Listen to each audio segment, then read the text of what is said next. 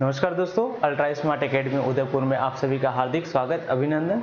तो बच्चों, आज हम जो सर्कुलेटरी जो सिस्टम है, उस सर्कुलेटरी सिस्टम में हम जो लसिका होता है, जिसको हम लिम्फ के नाम से जानते हैं, उसको हम पढ़ने वाले हैं कि लिम्फ क्या होता है ना। लिम्फ के साथ में भी हम बात करेंगे लिम्फ क्या होता है, लिम्फ केशिकाएं क्या होती है, और अगर हम बात करें तो लिम्फ वाहिनियां है ना, लसिका वाहिनियां जो होती है वो क्या होती है वो देखेंगे, और लसिका गांठें क्या होती है ना। तो वो चीजें हम देखने वाले हैं। तो आप बच्चों आज हेडिंग डालेंगे लसिका, है ना। क्या हेडिंग डालेंगे? लसिका। आप ये हेडिंग डालेंगे लसिका, है ना। तो हम अब लसिका के बारे में अब हम देखने वाले हैं कि लसिका होता क्या है ना। तो आपने लसिका हेडिंग डाल दिया होगा। सबसे पहले हम लिखेंगे लसिका के बारे में, जैसे कि ये जो लसिका है ये पूरा तंत्र होता है, तो हेडिंग में लसिका तंत्र ही डाल दीजिए। और हम बात करें कि ये जो लसिका तंत्र है, इसमें हम चार चीजें पढ़ेंगे। एक तो है लसिका होती है, एक दूसरी चीज हम समझेंगे लसिका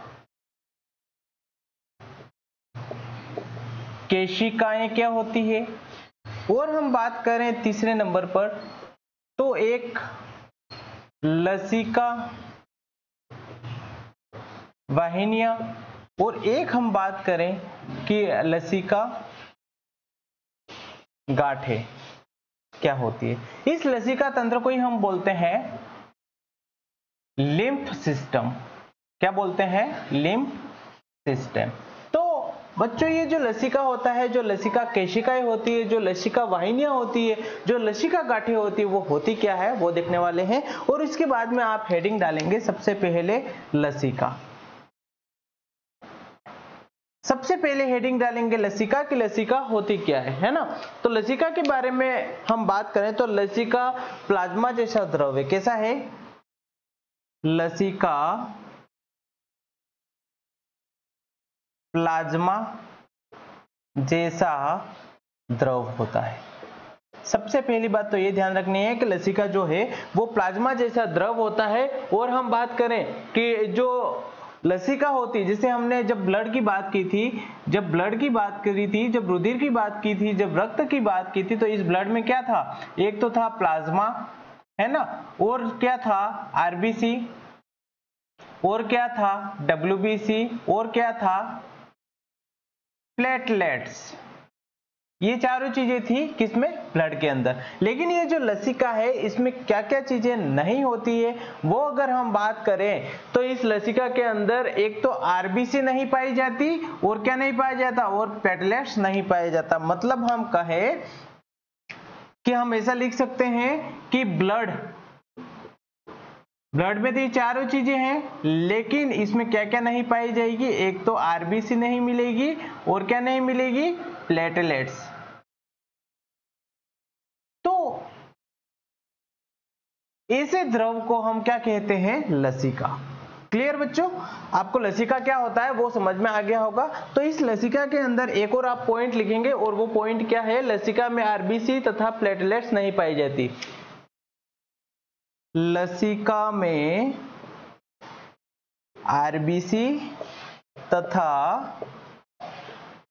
प्लेटलेट्स नहीं पाई जाती, ये आपको ध्यान रखना है। फिर इसके बाद में हम बात करें बच्चों, तो लसिका में जो है हम बात करें इसमें पाया क्या जाता है, तो ब्लड में हम इसमें क्या चीज रहेगी? डब्ल्यूबीसी। तो हम एक और पॉइंट लिख लेंगे कि लसिका में क्या मिलेगा? लसिका में लिम्फ में डब्ल्यूबीसी पाई जाती है। समझ में आ गया हो गया यहाँ तक, है ना। फिर हम बात करें कि ये जो लसिका है इसमें क्या होता है? जो ऑक्सीजन है, समझने की कोशिश करना, जो ऑक्सीजन है उसकी कंसंट्रेशन होती है वो कम होती है, और जो कार्बन डाइऑक्साइड है उसकी कंसंट्रेशन ज्यादा होती है। क्या हो जाएगा बच्चों कि जो लसिका है, लसिका में ऑक्सीजन की कंसंट्रेशन, जिसको हम सांद्रता कहते हैं, सांद्रता कम तथा CO2 की कार्बन डाइऑक्साइड की सांद्रता ज्यादा होती है। ये बच्चों आपको ध्यान रखना है कि लसिका में ऑक्सीजन की कंसंट्रेशन तो कम होती है, लेकिन क्या होता है कार्बन डाइऑक्साइड की जो कंसंट्रेशन होती है वो ज्यादा होती है। ये बच्चों आपको विशेष रूप से ध्यान रखना है ना। फिर अगर हम आगे बात करें तो आगे हम बात करें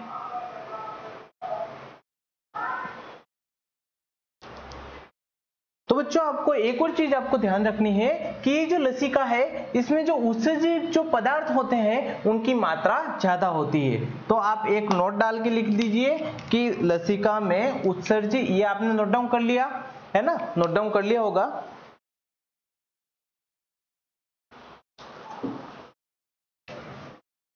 लसिका में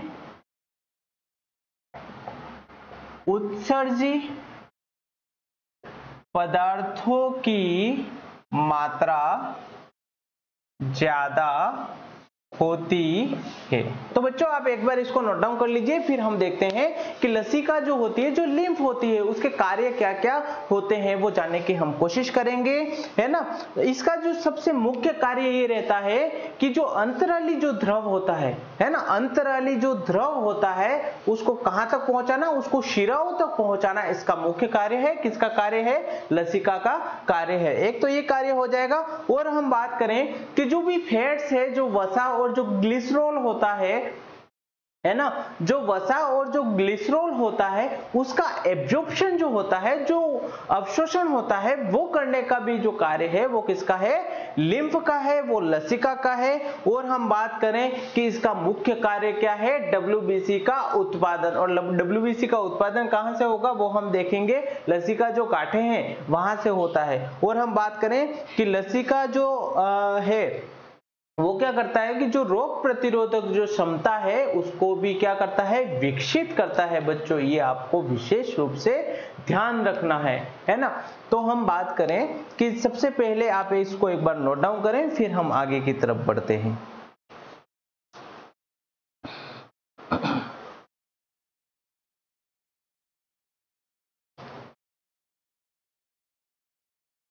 तो आपने नोट डाउन कर लिया होगा, आगे की तरफ बढ़ते हैं। सबसे पहले आप हेडिंग डालेंगे कि लसिका के कार्य। क्या हेडिंग डालेंगे? लसिका के कार्य। लसिका के कार्य। अब इसमें कार्य क्या क्या हो जाएंगे लसिका के? सबसे पहले नंबर 1 है ना, नंबर 1 पे अगर हम देखें तो इसका जो कार्य हो जाएगा वो हो जाएगा अंतराली द्रव को शिराओं तक भेजना। अंतराली द्रव को शिराओं तक भेजना किसका कार्य है? लिम्फ का कार्य है। और अगर हम बात करें सेकंड नंबर पे इसका कार्य क्या हो जाएगा? वसा तथा ग्लिसरॉल का अवशोषण करना। और जो तीसरा कार्य हो जाएगा वो बच्चों हो जाएगा डब्ल्यूबीसी व्हाइट ब्लड सेल का निर्माण करना। निर्माण कहां होगी? लसिका गांठों में, है ना। ये आपको ध्यान रखना है। और हम बात करें 4th नंबर पे तो लसिका रोग प्रतिरोधक क्षमता का विकास करती है। लसिका रोग प्रतिरोधक क्षमता का विकास करती है। ये आपको ध्यान रखना है कि अंतराली द्रव, सबसे पहला कार्य क्या है? अंतराली द्रव को शिराओं तक भेजना, है ना। जो भी द्रव है उसको कहां पर भेजना? शिराओं तक भेजना। दूसरा कार्य हो जाएगा वसा और ग्लिसरॉल का अवशोषण करना। और तीसरा कार्य है डब्ल्यूबीसी का निर्माण करना। और चौथा कार्य हो जाएगा कि लसिका क्या करता है? रोग प्रतिरोधक क्षमता का क्या करता है? विकास करता है। ये आपको विशेष रूप से ध्यान रखना है। फिर अगर हम आगे की तरफ बढ़ते हैं तो आगे हम बात करें तो बच्चों आगे हम देखते हैं। सबसे पहले तो मैंने बताया था कि ये लसिका क्या होता है। तो लसिका हमने देखा था जो भी ब्लड होता है ना, इस ब्लड में क्या पाया जाए, WBC पाया जाए सिर्फ, लेकिन क्या नहीं पाया जाए, माइनस करके हम लिख देंगे RBC प्लस प्लेटलेट्स, जिसको हम बिंबाणु भी कहते हैं, ये नहीं पाए। तो ये लसिका हम किसको कहते हैं, ये आपको समझ में आ गया होगा, है ना। तो लसिका मोटा मोटी आपको ध्यान होना चाहिए कि क्या होता है।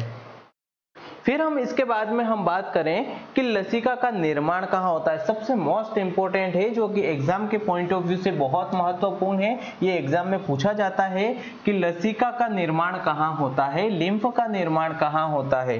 तो आप लिखेंगे कि लसिका का निर्माण, लसिका का निर्माण कहाँ होता है। लसिका का निर्माण, लसिका का निर्माण होता है प्लीहा, और इस प्लीहा को हम बोलते हैं स्प्लीन, है ना। ये हमने पिछली जो क्लास थी हमारी ब्लड की, उसमें प्लीहा हमने देखा था। तो ये आपका मोस्ट इंपोर्टेंट है ना। और हम बात करें ये स्प्लीन पाई कहाँ जाती है, तो ये स्प्लीन जो है वो आमाशय, जो आमाशय होता है, उस आमाशय के पश्च भाग में क्या पाया जाता है, ये प्लीहा स्प्लीन पाई जाती है। ये आपको ध्यान रखना है ना, ये आपको ध्यान रखना है। और हम बात करें कि देखो, एक तो आपको पता है कि जो लसिका है, लसिका का जो निर्माण है वो प्लीहा में हो रहा है। ये मोस्ट इंपोर्टेंट है, ये एग्जाम में बहुत बार पूछा जा चुका है कि लसिका का निर्माण कहाँ होता है। तो लसिका का निर्माण होता है प्लीहा स्प्लीन के अंदर होता है। और हम बात करें इसके बाद में, तो इसके बाद में हम बात करें कि प्लीहा शरीर की जो होती है वो सबसे बड़ी लसिका ग्रंथि है ना। तो हम नेक्स्ट पॉइंट में लिखेंगे, ये भी मोस्ट इंपोर्टेंट है, प्लीहा। प्लीहा जो है वो क्या होती है, शरीर की सबसे बड़ी लसिका ग्रंथि, शरीर की सबसे बड़ी लसिका ग्रंथि, सबसे बड़ी लसिका जो ग्रंथि है वो कौन सी है, प्लीहा। ये आपको विशेष रूप से ध्यान रखना है बच्चों, है ना। तो ये आपको ध्यान रखना है, ये मोस्ट इंपोर्टेंट है एग्जाम के पॉइंट ऑफ व्यू से। तो ये एग्जाम में पूछा जाता है कि लसिका जो होती है इसका निर्माण कहाँ पर होता है। और हम बात करें निर्माण के बाद में कि ये जो लसिका है ना, ये जो लसिका है ये निर्माण प्लीहा में, और प्लीहा जो है वो सबसे बड़ी, हमारे शरीर की सबसे बड़ी कैसी ग्रंथि है, लसिका ग्रंथि है। ये बच्चों आपको विशेष रूप से ध्यान रखना है ना। तो आप इसको एक बार नोट डाउन करें, फिर हम आगे बढ़ते हैं।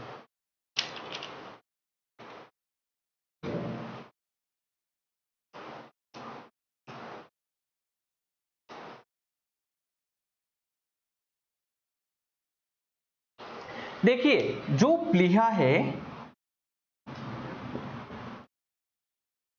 प्लीहा में दो चीजें मिलती है, ये ध्यान रखना, है ना। एक तो होता है श्वेत मज्जा, और एक होता है रेड मज्जा, जिसे हम लाल मज्जा कहते हैं। तो ये श्वेत मज्जा का मतलब सफेद, WBC के कारण, और RBC के कारण क्या बोलते हैं इसको, लाल मज्जा। मतलब दो तरह के हो जाएंगे, ये आप एक बार इसको नोट डाउन करें। और जो लाल मज्जा होता है वो प्लीहा का सबसे बड़ा भाग है। लाल मज्जा है वो प्लीहा का सबसे बड़ा भाग है। ये आप विशेष रूप से ध्यान रखना कि प्लीहा का जो सबसे बड़ा भाग है वो कौन सा है, लाल मज्जा है। तो बच्चों आप एक बार इसको नोट डाउन करें, फिर हम आगे की तरफ बढ़ते हैं, है ना। फिर हम आगे की तरफ बढ़ने वाले हैं कि जो प्लीहा है वो मैंने पहले भी बताया था कि जो प्लीहा है उसको क्या बोलते हैं, शरीर का ब्लड बैंक, है ना। प्लीहा को क्या बोलते हैं, शरीर का ब्लड बैंक, है ना। फिर हमने बोला था कि RBC जो होती है वो डेथ कहाँ पर होती है, प्लीहा के अंदर होती है। इसीलिए इसको बोलते हैं कि RBC का क्या बोलते हैं, कब्रिस्तान कहा जाता है इसको, ये आपको ध्यान रखना है। और हम बात करें कि जो मलेरिया रोग में जो प्लीहा होती है उसकी जो आकार होता है वो क्या होता है, वो इंक्रीज हो जाता है, ये आपको ध्यान रखना है। तो आप इसको एक बार नोट डाउन करें, फिर हम उसको भी नोट डाउन कर लेते हैं।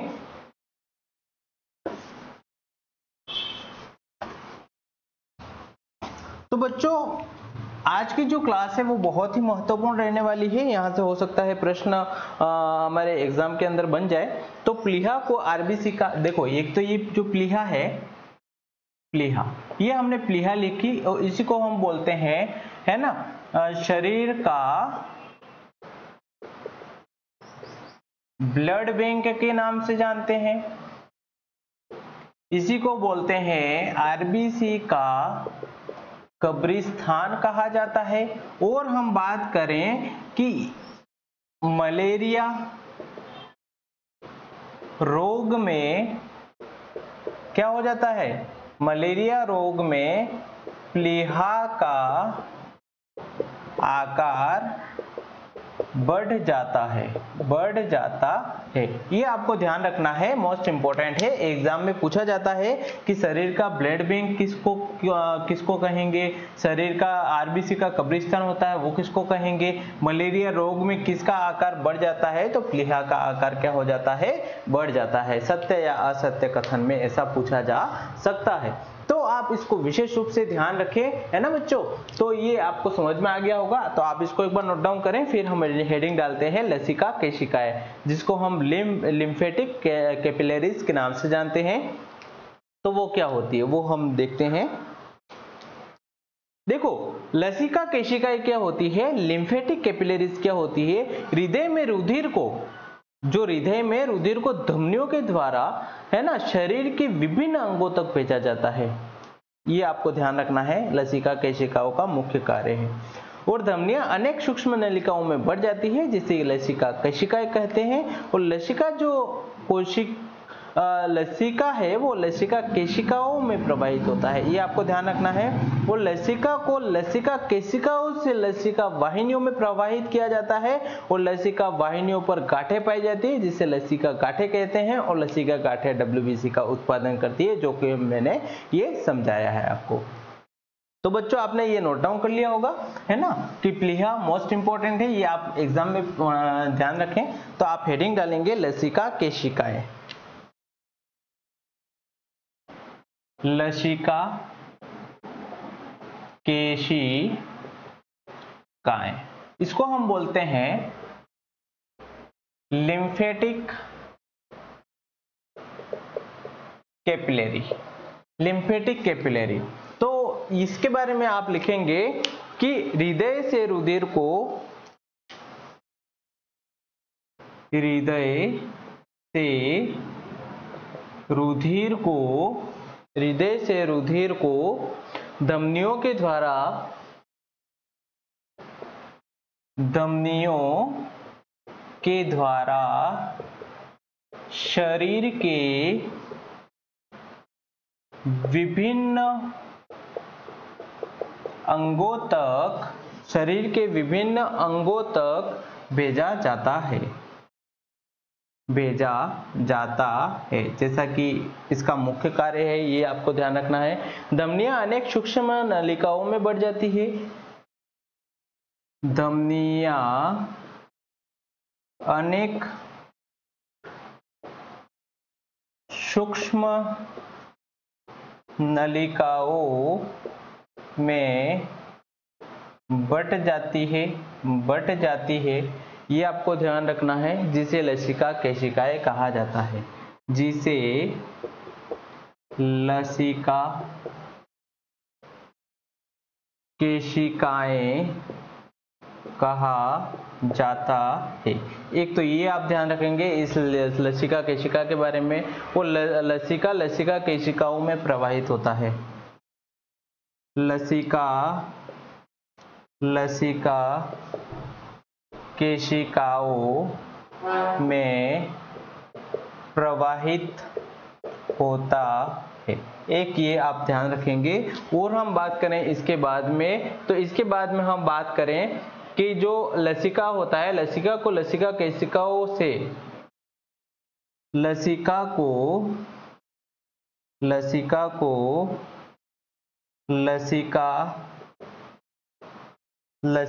लसिका केशिकाओं से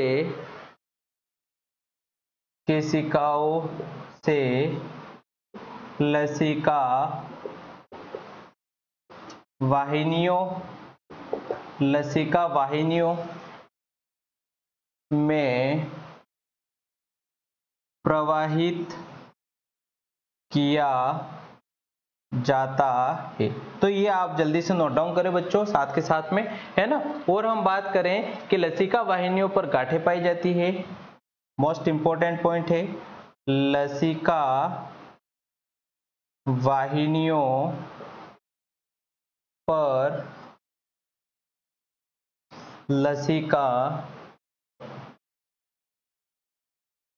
गांठें पाई जाती हैं जो WBC का निर्माण, यहाँ ऊपर लिख देता हूं, करती है। ये आप ध्यान रखना है ना, ये आपको ध्यान रखना है। ये जो है मोस्ट इंपॉर्टेंट है, ये आप विशेष रूप से ध्यान रखें कि लसिका गांठें पाई जाती है और लसिका गांठों का कार्य क्या है, WBC का निर्माण करना, WBC का फॉर्मेशन करना, ये इसका मुख्य कार्य हो जाएगा बच्चों। तो ये आपको विशेष रूप से ध्यान रखना है ना लसिका केशिकाओं के बारे में। और हम बात करें आगे, तो आप नोट डाल, एक बार इसको एक बार आप नोट डाउन करें, फिर हम आगे की तरफ बढ़ते हैं ना।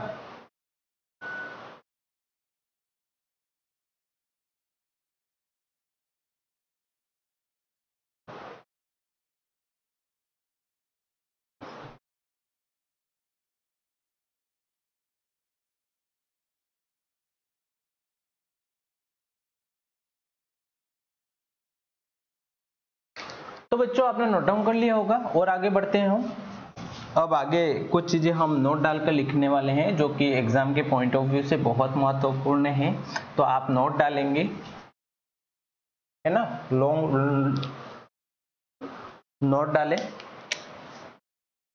नोट 1, इसमें आप लिखेंगे कि छोटी आंत्र के रसांकुरों के मध्य, छोटी आंत स्मॉल इंटेस्टाइन के रसांकुरों के मध्य, रसांकुरों के मध्य लसिका केशिकाएं पाई जाती है। कौन सी केशिकाएं? लसिका केशिकाएं पाई जाती है। कौन सी कोशिकाएं पाई जाती है? लसिका केशिकाएं पाई जाती है ना, जो वसीय अम्ल और ग्लिसरॉल का अवशोषण करती है, जो वसीय अम्ल तथा ग्लिसरॉल का अवशोषण करती है। ये आप ध्यान रखेंगे। और हम बात करें इसके बाद में, तो आपने एक रोग पढ़ा होगा, हाथी पाव, फील पाव, स्पद रोग, है ना। ये रोग मोस्ट इंपॉर्टेंट है। क्या होता है? हाथी पाव, क्या बोलते हैं? हाथी जैसा पाव, है ना, हाथी पाव। और क्या नाम से जानते हैं इसको? फील पाव, फील पाव। और किस नाम से जानते हैं? स्पद, है ना। और किस नाम से जानते हैं स्पद के बाद में? फाइसिलेरिया रोग, फाइसिलेरिया रोग। ये एग्जाम में पूछा जाता है। इस रोग में क्या होता है? रोग में लसिका वाहिनियों का आकार बढ़ जाता है, बढ़ जाता है। ये आपको ध्यान रखना है। फाइसिलेरिया रोग में आकार बढ़ जाता है, जिसके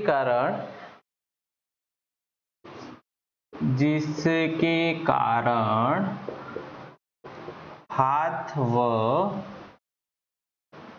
पैरों में सूजन आ जाती है। तो बच्चों आपको ये ध्यान रखना है कि फाइसेलेरिया जो रोग है वो बहुत ही इंपॉर्टेंट है। और आप नोट नंबर 3 में लिखें, है ना, एक और नोट में लिखें कि आपने एक और नाम सुना, जो ये जो हाथी पांव जो रोग है, हाथी पांव रोग, इसका रोग कारक कौन सा होता है? तो ये होता है ब्रैंकिटिफाई,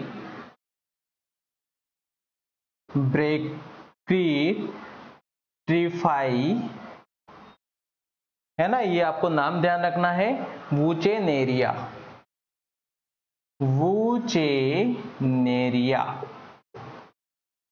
वुचेनेरिया, ये आपको नाम ध्यान रखना है। नामक हेलमिंथिस, नामक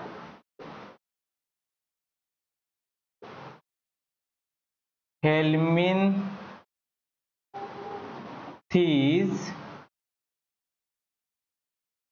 ये कैसा है? एक प्रकार का कृमि है।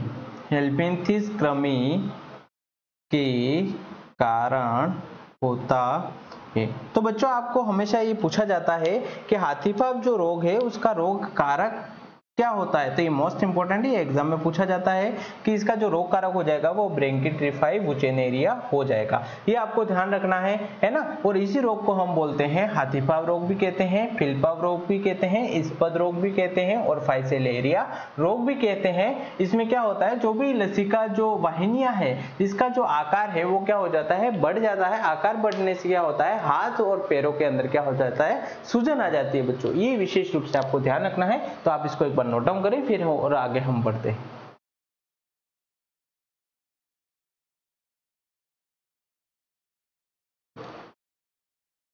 तो बच्चों आपने नोट डाउन कर लिया होगा, जल्दी से नोट डाउन करें, फटाफट से नोट डाउन कर लीजिए एक बार। फिर हम एक और चीज देख लेते हैं, है ना। ये तो हमने लसिका देखी और इसके बाद में हम देखते हैं सीरम क्या होता है ना। आपने देखा होगा सीरम और नाम सुना होगा सीरम, है ना, मेडिकल की भाषा में। तो सीरम क्या होता है?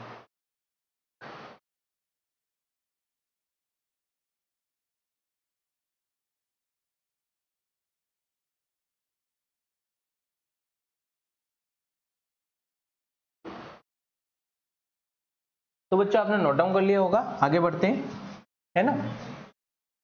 हेडिंग डालेंगे,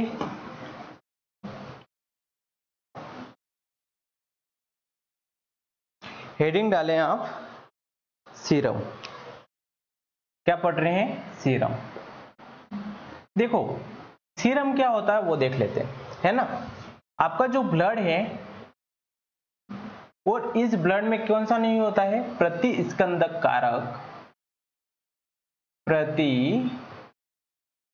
है ना, स्कंदक जो प्रोटीन होती है, प्रतिस्कंदक प्रोटीन, स्कंदक प्रोटीन,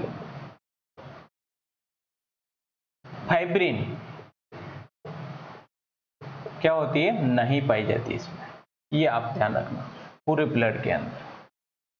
तो वो क्या कहलाता है? सीरम। जैसे हमने देखा कि ये जो ब्लड है और ये ब्लड किस किस से बना था? प्लाज्मा, इसमें और क्या था? आरबीसी था, इसी में क्या था? डब्ल्यूबीसी था और इसी में था प्लेटलेट्स। समझना बच्चों। तो इस प्लाज्मा के अंदर एक प्रोटीन पाया जा रहा था, है ना। 3 प्रकार के हमने यहाँ पर प्रोटीन देखी थी, लेकिन एक प्रोटीन का नाम था फाइब्रिन, फाइब्रिनोजन प्रोटीन। तो ये जो प्रोटीन है, ये प्रोटीन इसमें एब्सेंट होता है, इस ब्लड से निकाल दी जाती है ना। तो जब हम इसको, इस प्रोटीन को यहाँ से हटा देंगे, प्लाज्मा तो रहेगा, उसमें दूसरा कंटेंट तो रहेगा, लेकिन उसमें से क्या हटा देंगे? प्रतिस्कंदक जो कारक है फाइब्रिनोजन, तो वो अगर हटा देंगे तो उसका जो नाम है वो क्या हो जाएगा? सीरम हो जाएगा। तो बच्चों आप इसको एक बार नोट डाउन करें, फिर हम बात करते हैं आगे, ठीक है ना। तो ये आपको समझ में आ गया होगा, है ना। तो हम इसको लिख लेते हैं बहुत अच्छे से। क्या लिखेंगे हम? इसमें लिखेंगे कि सीरम में रक्त स्कंदक प्रोटीन फाइब्रिन नहीं पाई जाती। सीरम में रक्त स्कंदक प्रोटीन फाइब्रिनोजन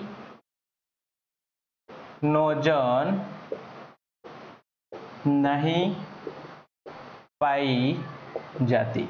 ये आपको ध्यान रखना है सीरम के अंदर, ठीक है ना बच्चों, ये आपको ध्यान रखना है। और हम बात करें कि ये जो सीरम का जो अध्ययन है, सीरम का जो अध्ययन है, जो अध्ययन हम करते हैं उसको हम किसके अंदर अध्ययन करते हैं, उस सब्जेक्ट को क्या कहा जाता है, तो उसको बोलते हैं सीरोलॉजी, है ना। तो अध्ययन हम किस में करेंगे, अध्ययन ये होता है सीरोलॉजी,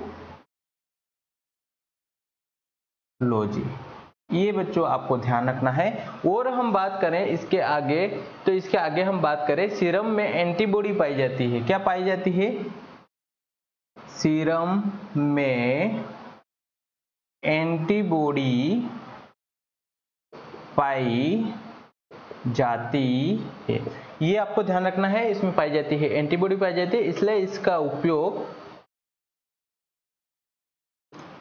इसलिए इसका उपयोग चिकित्सा के क्षेत्र में किया जाता है। तो बच्चों आपको ये ध्यान रखना है कि सीरम में क्या पाई जाती है, एंटीबॉडी पाई जाती है। और एंटीबॉडी क्या होती है, जो रोगों को लड़ने में बहुत अपनी अहम भूमिका निभाती है बच्चों। तो इसलिए आपको ध्यान रखना है एंटीबॉडी, है ना। तो इसलिए इसका उपयोग कहाँ पर करेंगे, मेडिकल में, मेडिकल साइंस के अंदर इसका उपयोग किया जाता है, ये आपको ध्यान रखना है, ठीक है ना। तो ये आपको समझ में आ गया होगा, है ना। अब जैसे कुछ चीजें एक साथ समझ लेते हैं कि क्या क्या चीजें होती है ना। तो आपने ये एक बार नोट डाउन कर ले, फिर हम आगे बढ़ते हैं। नोट डाउन कर लो आप एक बार इसको। तो बच्चों आपने नोट डाउन कर लिया होगा, आगे बढ़ते हैं। देखो 4 शब्द हमने यहाँ पर पढ़े। एक तो हमने पढ़ा था ब्लड, जिसको हम क्या बोलते हैं, रक्त। एक हमने देखा था ब्लड, एक हमने देखा था प्लाज्मा, है ना, क्या देखा था, प्लाज्मा। एक हमने देखा लिम्फ, जिसको हम लसिका कहते हैं। और एक मैंने देखा सीरम। समझ में आ गई बात, ये चारों चीजें देखी। ब्लड में क्या था, ब्लड में था, ये चारों चीजें समझ में आ जानी चाहिए। ये ब्लड में था प्लाज्मा, WBC, RBC, WBC और